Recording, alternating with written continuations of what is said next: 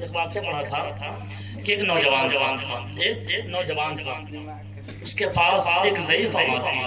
جب نوجوان کمانے کے لیے جاتا نا تو ماں اس کے آنے کا ہر روز انتظار کرتا ہے۔ جس طرح اب یہاں سے کوئی پوری کام کرنے جاتا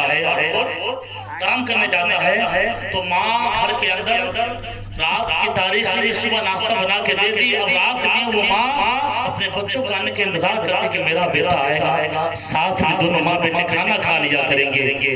اس نوجوان جو ہر روز جاتا تھا کام کر کے شام کو گھر واپس آتا، ماں کے ساتھ کھانا کھاتا، جاتے آتے ایسا ہوا کہ وہ لڑکا کسی حسینہ کے عشق میں مبتلا ہو گیا، کسی حسینہ کے عشق میں مبتلا ہو گیا۔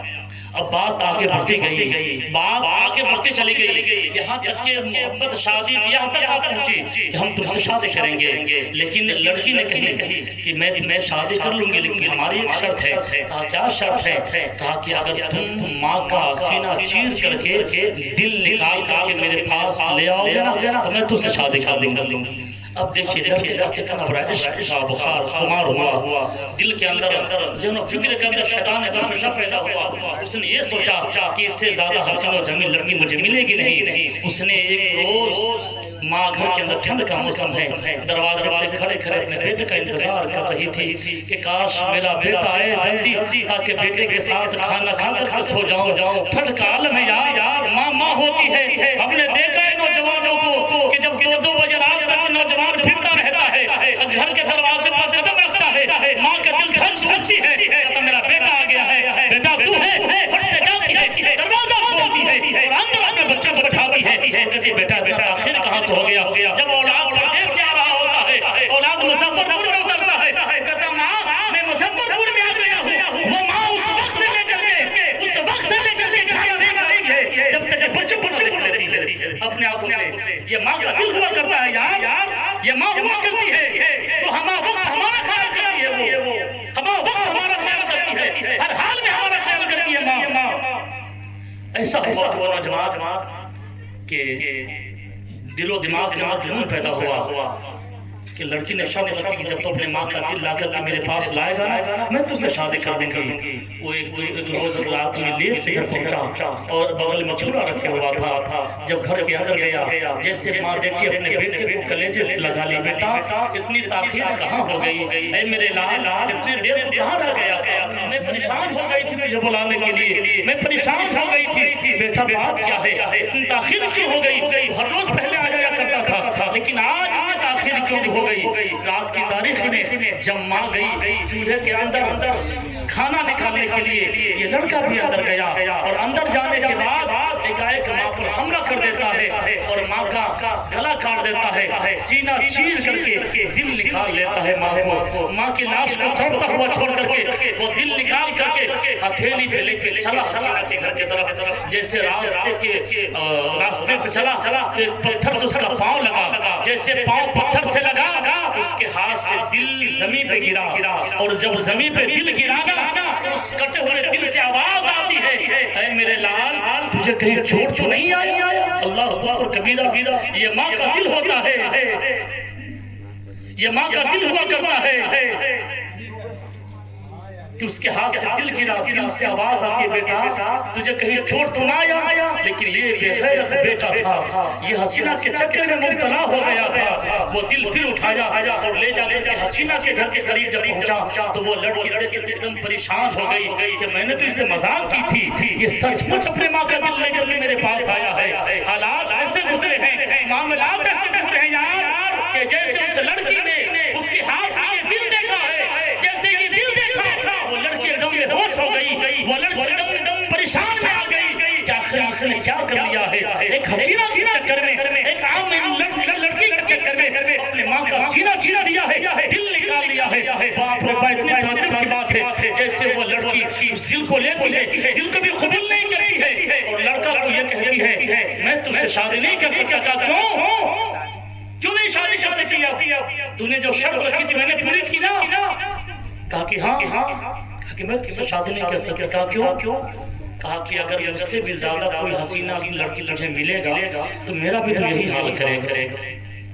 اس لیے میں تم سے شادی نہیں کر سکتی۔ جیسے وہ لڑکا مایوس ہو کر کے گھر کی طرف لوٹا تو دیکھا کہ ماں کی لاش خون میں لت ہے، تڑپ رہی ہے۔ اللہ اکبر، ماں کا دل وہ دل ہوتا ہے یار، یہ ماں کا جگر ہے کہ لہو اپنا پلا کر، یہ ماں کا جگر ہے کہ لہو اپنا پلا کر بچوں سے کبھی دودھ کی قیمت نہیں لیتی، بچوں سے کبھی دودھ کی قیمت نہیں لیتی۔ جیسے وہ نوجوان وہ دل لے کر جب گھر کے قریب پہنچا تو دیکھتا کیا ہے، میری ماں کا لاش، اللہ اکبر کبیرہ، میری ماں کا لاش خون میں لطپت ہے، تڑپ رہی ہے ماں، بے چین ہے ماں، تڑپ رہی ہے۔ جیسے لڑکے نے ماں کی اس طرف کو دیکھا، اس بے چینی کو دیکھا، وہیں پہ رش کر گیا اور وہیں پہ وہ بھی انتقال کر گیا۔ ان للہ و انا الیہ راجعون۔ میرے بھائیوں، میرے بزرگوں، میرے دوستوں، یہی انجام ہوتا ہے وہ ہر انسان کا جو ماں باپ کے خلاف قدم اٹھاتا ہے۔ اس لیے زندگی میں ہر قدم ماں باپ کے حکم کے خلاف اٹھانا، جہاں پہ کہے جانا وہیں تک جانا، جہاں پہ کہے بیٹا نہ جا وہاں پہ مت جانا۔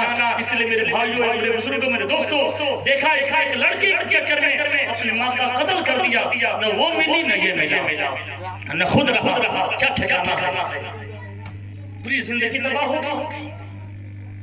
اس لیے میرے بھائیوں، بزرگوں، میرے دوستوں، ہم اور آپ ذرا سوچیں، حضور کے زمانے کی بات، حضرت علی کے دور خلافت کا زمانہ ہے۔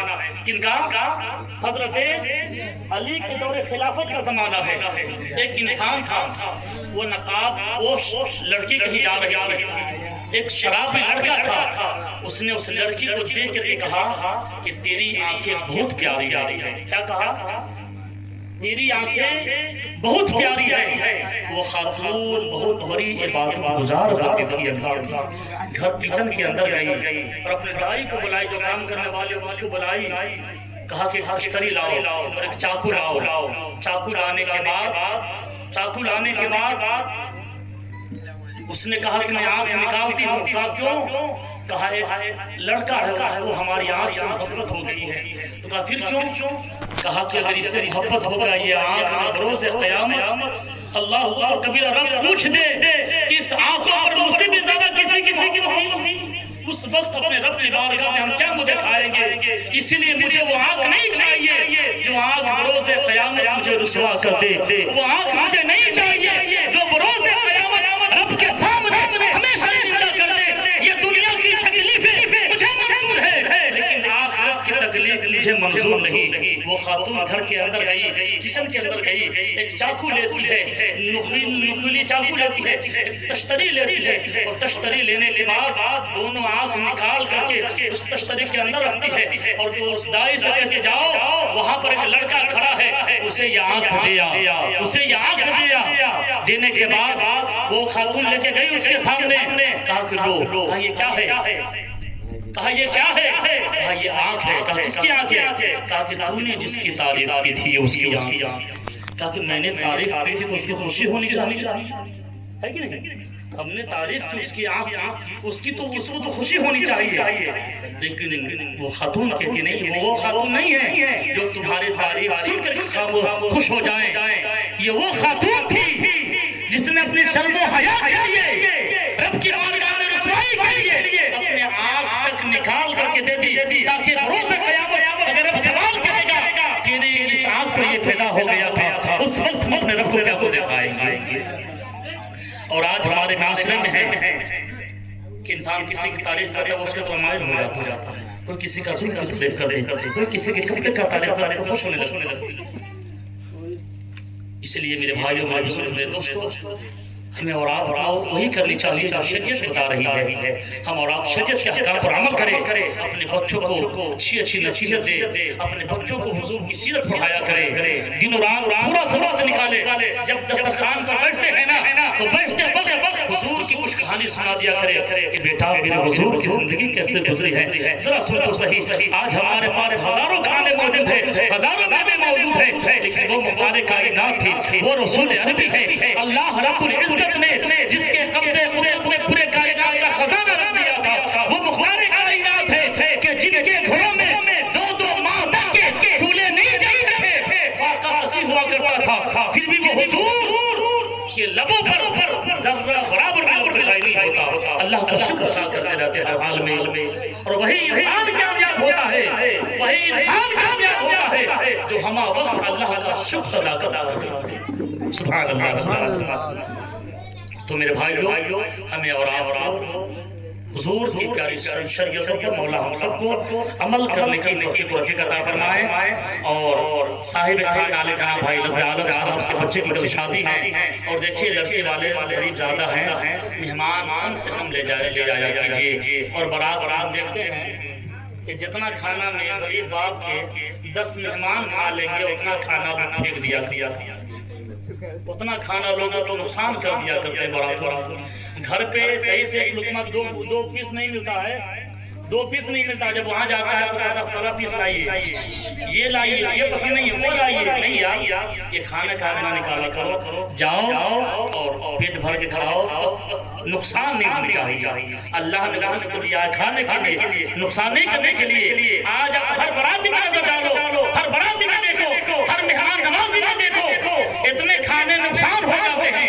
ایک غریب بیٹی کے باپ جب 100 لوگوں کا انتظام کرتا ہے کھانے کا نا، اگر 100 میں سے 99 لوگ کھا لیے، اگر ایک مہمان بھوکا رہ جاتا ہے، ایک مہمان بھوکا رہ جاتا ہے، تو اس باپ کے دل سے پوچھو جس کے دل پہ کیا گزرتی کہ 99 لوگ کھا لیے لیکن ایک لوگ نہیں کھاتے تو سارے کھانے میں پڑ جاتا ہے۔ اس لیے ہم لوگ مہمان بن کے جائے تو مہمان کے حساب سے جائے تاکہ ان کے دروازے میں بھی برکت ہو، اور آپ کی برات جانے میں بھی اور آنے میں بھی برکت ہو۔ اللہ رب العزت ہم سب کو سننے سے زیادہ عمل کی توفیق و رفیق عطا فرمائے، اور مولا شریعت مصطفیٰ پر عمل کرنے کی ہم سب کو توفیق و رفیق عطا فرمائے۔ اور ایک شعر ملاحظہ کیجیے